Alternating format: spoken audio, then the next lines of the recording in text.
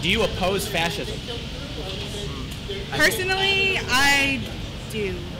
I think that it's really difficult to say that I oppose it simply because it gets thrown around so much. Yeah.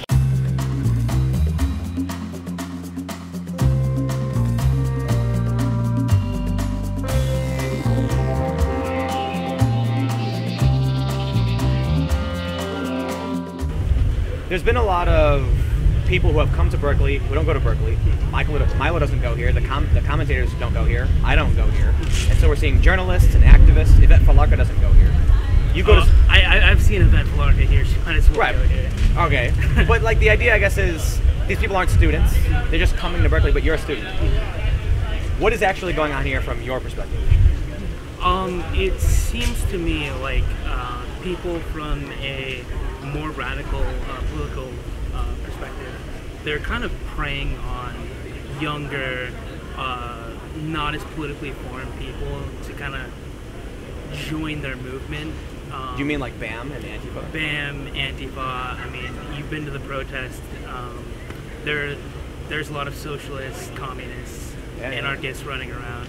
Do you think, I mean, the right has been holding rallies here in Berkeley repeatedly. Do you think they're trying to do the same thing? Yes, but I think that's more of a response to the left side of the political spectrum doing that. Yeah. I mean, a lot of the free speech events we saw around the country were in response to Milo getting shut down in Berkeley. Yeah. That made it the epicenter. So, okay, as a student, so I guess based on what you're saying, do you feel that other students are radical here, or it's just a small fringe like BAM? It's a small, very vocal group. Like ever since I came back, there have been tables like BAM. There's a socialist group or whatever. I don't know if they're associated with the campus or not, but I see them tabling all the time. I see another one that's like Students Against Fascism and War, and it's like these are basically far left covers. Like, I understand what you guys are doing here. I don't like it. Well, yeah. So we'll go from there, and I'll just ask you, as a student, how long have you been going here? First question. My first semester was in fall 2014, but I took the 2015-2016 school year off. So you were here, you took a break, you're back again. Yes. How do you feel about the police, the barricades, the protests? You know, all of it. Like, what's your take on it as a student? Does it piss you off? Do you like it? So, large police presences worry me a little bit, not too much. It's not because of the police though, it's because they're here in response to something. Like, if no one was expecting to get violent, the police wouldn't be here. Yeah. Why would there be a reason to? I mean, we saw those people smash hundreds of thousands of dollars of property. Yeah, we saw them beat people up. There's ATM machines just on the street that are boarded up. Yeah. Because they're worried about Antifa. Yeah, I think that's pretty justified. All right, man. Well, are you pissed? Are you gonna keep going to Berkeley and just? Do you assume this will blow over? Are you just gonna go about your business? Well, I'm here to get an education, and that's kind of that.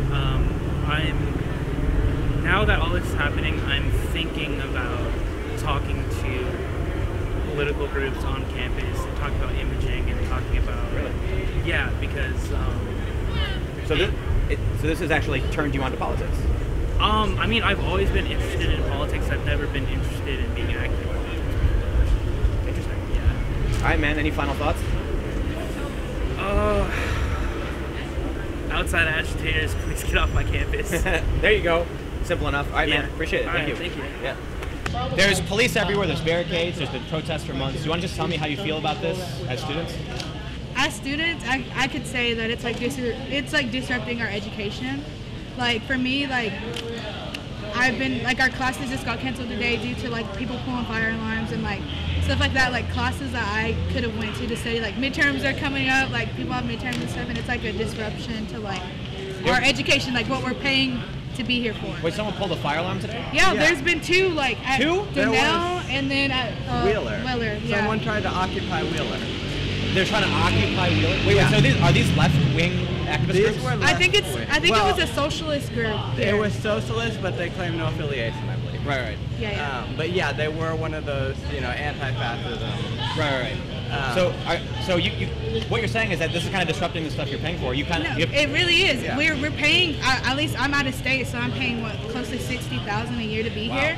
Whoa. And that's the out of state tuition. Jeez. And so I'm paying here I come here for education, and then it's like my classes get canceled, or I can't go to class due to barricades or like huge police presence, like stuff that I think should be like we're supposed to be here for education. So there's, like you mentioned, like some a socialist group tried to occupy a building, but there's also been right-wing groups trying to come here to stage their events. Yeah. Do you think there's an equal share of blame, or do you think one side is more to blame? I think it's all equal. Yeah, it is It's equal. Everyone's just getting so aggressive.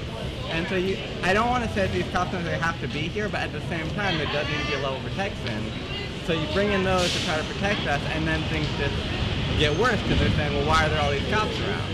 Yeah. And I mean, I respect them. I get that they're to be here, but honestly, it just makes me uncomfortable. And plus, I read that like they're spending over like $800,000 on police presence and stuff. Just like I feel like, which is kind of unnecessary to an extent. I know we need protection too, but like I just seen a police officer with an AK-47 like ready to like some pump kind of off. rifle. Yes, and I was like, okay, is this really necessary? Like we're here, like I always kind of feel like when we see this stuff on the left and the right, it's kind of, the average person is removed from this. My personal opinion, my perspective before coming here was that the average student is probably just like rolling their eyes like, oh, here we go again.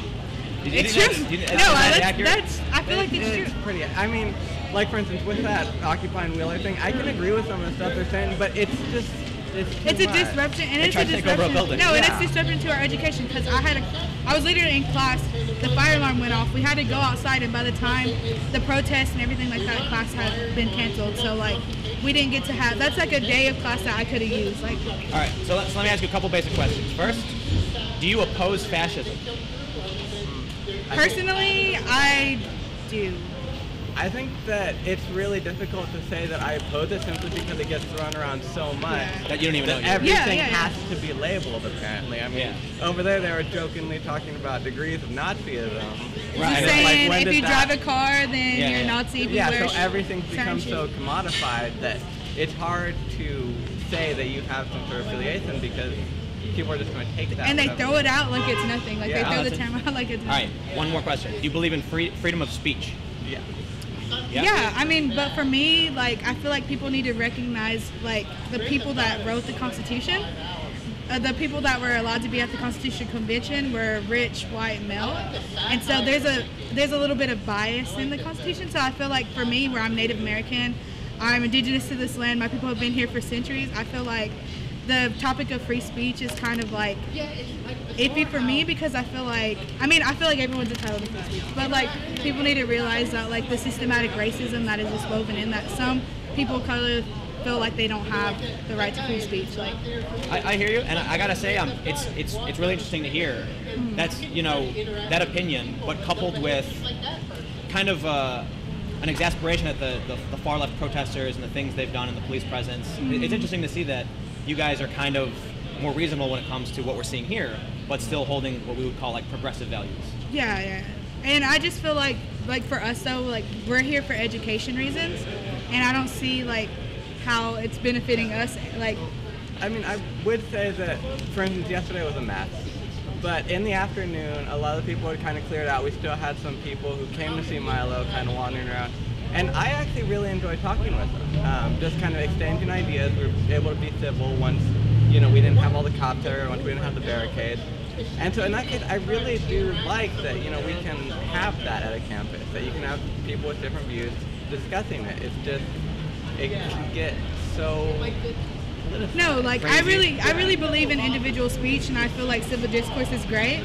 But once you take it to like the university level and make it like huge, like what they were gonna do with Milo and stuff, it takes away from the individuality, and it gives them like the space for them to just like say whatever they want. There's like no like discourse, like no civil discourse. So, do you think Milo had a right to be here to speak?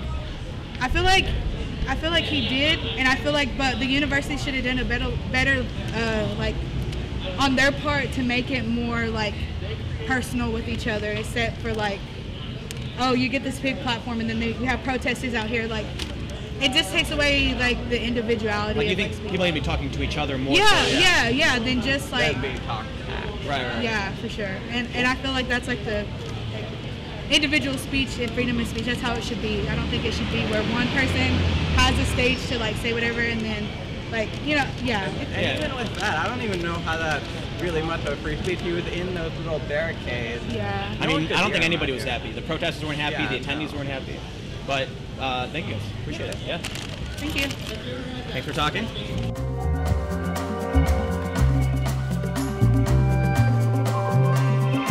You know, I think Free Speech Week, whatever this free speech year has been, is over.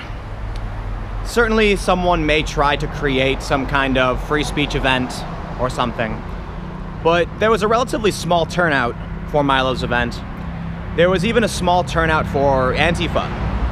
So it just really feels like it started with Milo, it ends with Milo. And I figured, you know, I could do something really simple. Talk to some Berkeley college students, see how they feel about everything. That's about it.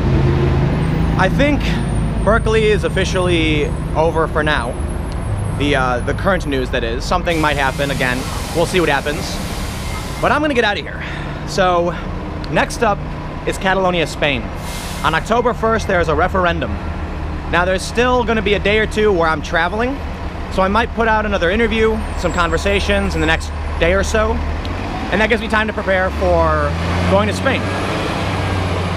It's really interesting to see how the students feel about everything that was happening, especially those last two who kind of didn't want to denounce fascism wholesale, which is really weird.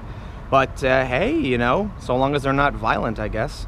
But it was interesting too because these kids seemed like young progressives, and they also seemed kind of upset about how their education was being threatened by all this political nonsense, I suppose. So let me know what you think, comment below. We'll keep the conversation going, but it feels like this thread is coming to an end. I mean, this was supposed to be the big blowout week, tons of speakers, and we didn't see it. Milo came in for about a half an hour. There was alleged stifling from the university, and it just kind of fizzled out, ultimately.